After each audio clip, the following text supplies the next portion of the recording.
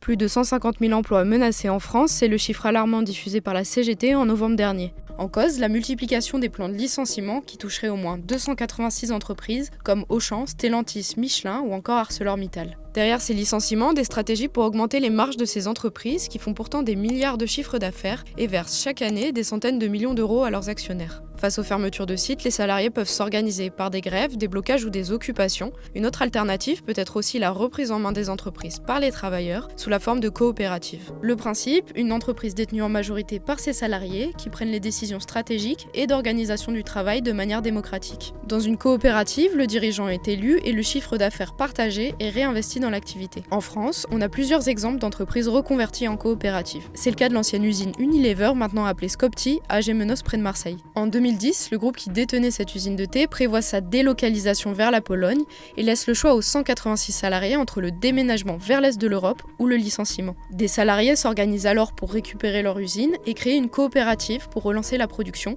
qui reprend en 2015 et est toujours active aujourd'hui. Au sein de Scopti, des ouvriers ont pu changer de poste, aménager leur travail en fonction de leur fragilité et ont décrété la fin du travail de nuit et le week-end. Des exemples comme ça, on en a plusieurs et pas forcément dans des usines. On peut penser à la librairie Les Volcans à Clermont-Ferrand, le restaurant L'Apréam à Marseille ou encore très récemment l'ancienne verrerie Duralex à Orléans. En 2023, on comptait près de 4500 coopératives en France, ce qui représente pas loin de 85 000 emplois. Réappropriation de leur outil de travail par les salariés, partage du chiffre d'affaires, démocratie interne, pourquoi alors ce modèle n'est pas plus répandu ? Les coopératives font partie de ces alternatives dont on vous parle régulièrement.